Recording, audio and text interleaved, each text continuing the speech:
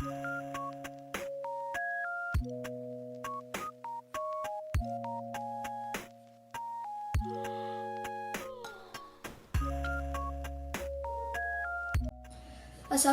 warahmatullahi wabarakatuh. Saya Nurjanatun Naimah dari PSRUB 2019 akan mempresentasikan mengenai kritik formalistik karya seni lukis Robby Dwi Antono yang berjudul Autopsy of Misery.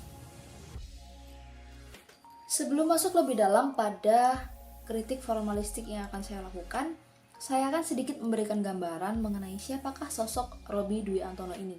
Nah, Robby Dwi Antono adalah seorang seniman lukis Indonesia yang lahir pada 31 Oktober 1990, yang mana karirnya dalam berkesenian dimulai pada usia 22 tahun, yang mana pada saat itu dia memperoleh kesempatan untuk melakukan pameran tunggal di salah satu art space. Nah, sampai saat ini, Robby Antono sudah banyak melakukan pameran yang skalanya nasional, bahkan internasional. Karya-karya yang ditampilkan oleh Robby Dwi Antono ini lebih bersifat personal dan membawa gaya pop surrealisme yang sangat kentara. Nah, salah satu karya yang menarik adalah Autopsy of Misery yang akan saya bahas di slide selanjutnya. Pada kritik formalistik, tahap pertama yang harus dilakukan adalah pendeskripsian karya yang akan dikritisi. Pengertian deskripsi sendiri adalah tahapan dalam kritik untuk menemukan, mencatat, dan mendeskripsikan segala sesuatu yang dilihat apa adanya dan tidak berusaha melakukan analisa atau mengambil kesimpulan. Nah, dari karya yang berjudul Autopsy of Misery oleh Robby Antono yang dibuat pada tahun 2019 dengan media oil di atas kanvas berukuran 120 x 90 cm, tersusun objek-objek visual yang dapat kita nikmati.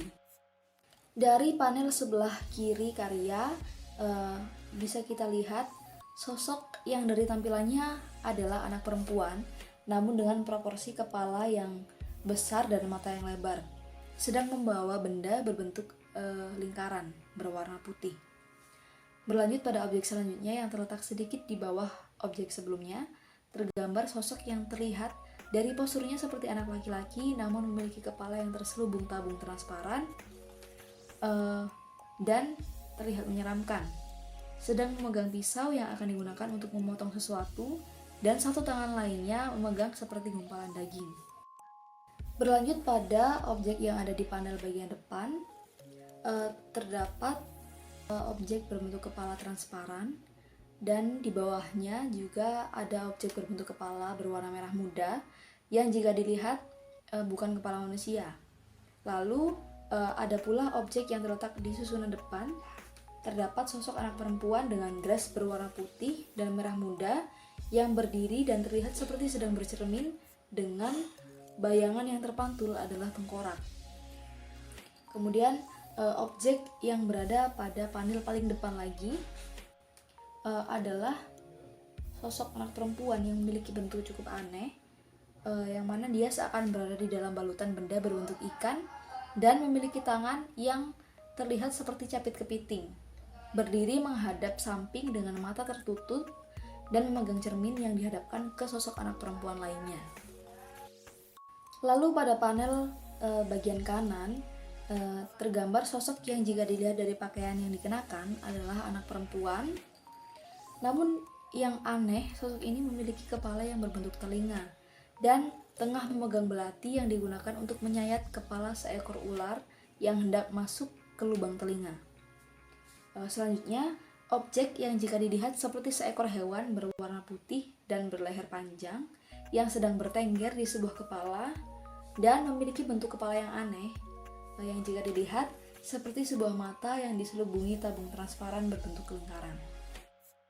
Objek utama dalam lukisan digambarkan sebuah kepala yang terletak pada bagian tengah, yang jika kita amati terlihat seperti kepala anak kecil dengan mata tertutup, memiliki rambut berwarna gelap dan berkulit putih, dengan sebagian kulit terkelupas dan pada bagian dahi yang terbuka keluar seekor ular. Selebihnya, objek yang digambarkan pada sudut kanan dan kiri panel bagian bawah adalah tanaman berwarna hijau. daun-daunan berwarna hijau. Jika diamati lagi penggambaran background pada karya menggunakan palet warna cerah dengan sapuan kuas yang halus sehingga membawa kesan sedikit kabur pada visualisasi karya. Kemudian terlihat pula pada pijakan tiap-tiap objek adalah kubus-kubus yang disusun berundak dengan motif yang berwarna cerah. Tahap selanjutnya adalah tahap analisis formal yang mana menjelaskan bagaimana objek dalam gambar itu diatur menurut kepentingannya seperti bentuk, luas warna, garis lurus secara khusus, barik, dan komposisi. Pada karya Autopsy of Mystery oleh Robby Antono, visualisasi karya disajikan dengan sapuan kuas yang halus, membuat kenampakan tekstur pada lukisan terkesan sangat lembut. Komposisi yang dibuat dengan susunan objek yang ada terlihat sangat seimbang, dan perbedaan ukuran pada objek-objek visual menjadi salah satu aspek terbentuknya keseimbangan. Gradasi pada warna yang digunakan juga sangat halus, sebagaimana pencahayaan yang ditampilkan, pemberian bayangan sudah sangat sesuai. Dari yang terlihat, objek utama pada karya lukis adalah sebuah kepala yang berada di tengah. Terlihat dari bagaimana ukuran yang sangat berbeda dengan objek-objek lain, yakni jauh lebih besar. Selain itu, objek-objek pendukung seakan disentralisasikan pada objek utama. Terlihat dari bagaimana mereka disusun mengelilingi objek utama. Kemudian penggambaran garis pada visualisasi karya terbentuk dari perbedaan warna yang ada. Tampak samar dan halus, namun masih dapat dilihat. Background kosong dan warna yang cerah membuat objek yang disajikan menjadi lebih mendominasi dan menonjol. Tahap selanjutnya adalah interpretasi karya. Pada karya Robby Dwi Antono, kesan kontradiksi terlihat sangat nyata. Bagaimana penggunaan palet warna yang pastel cerah, yang seharusnya membawa nuansa hangat dan tenang, disandingkan dengan penggambaran beberapa objek visual yang terlihat mengerikan dan menjijikkan. Penyajian karya yang terkesan sangat personal dalam artian hanya seniman yang memahami arti sebenar-benarnya, membuat karya cenderung memiliki sisi misterius yang sulit dipahami. Pop surrealisme menjadi aliran yang ditampilkan, terlihat dari bagaimana penggambaran objek figuratif yang sangat imajinatif dan tidak mungkin ada, namun terkesan realistis. Kepala yang digambarkan sebagai objek utama memegang kendali penting dalam komposisi karya, yang mana menjadi pusat untuk ditelisik oleh objek-objek visual yang lain. Penggambaran objek figuratif yang terkesan menjijikkan diimbangi dengan warna hijau dari tanaman pada sudut-sudut panel. Saya rasa warna hijau menjadi penetral perasaan muak yang muncul ketika menyaksikan karya ini. Kembali pada objek utama, yaitu kepala, yang jika dilihat dengan jeli adalah kepala seekor anak kecil dengan rambut gelap dan kulit putih pucat, yang jika bisa saya katakan adalah sosok anak dengan ras Kaukasia. Penggambaran sosok kepala anak kecil ini bisa saja representasi dari memori-memori dan imajinasi sang seniman.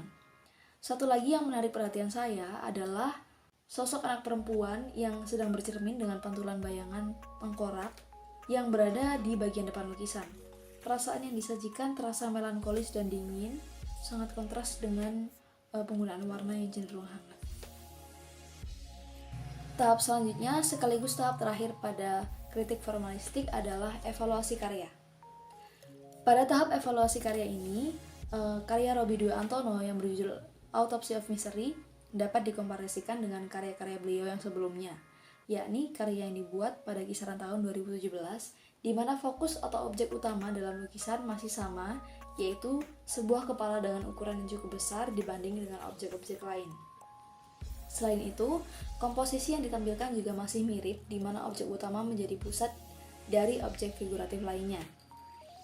Melihat karya Autopsy of Mystery oleh Robby Antono, sedikit mengingatkan saya pada representasi figuratif karya seni lukis oleh seorang seniman Jepang bernama Yoshimoto Nara, di mana penggambaran objek anak kecil perempuan dengan proporsi kepala besar dan mata yang lebar menjadi ciri khas seorang Yoshimoto Nara. Begitupun Robby Antono yang mengungkapkan bahwa Yoshimoto Nara menjadi salah satu seniman yang menginspirasinya dalam berkarya. Sekian presentasi saya mengenai kritik formalistik. Silakan teman-teman tinggalkan saran, kritik, dan sanggahan pada kolom komentar yang tersedia. Terima kasih. Wassalamualaikum warahmatullahi wabarakatuh.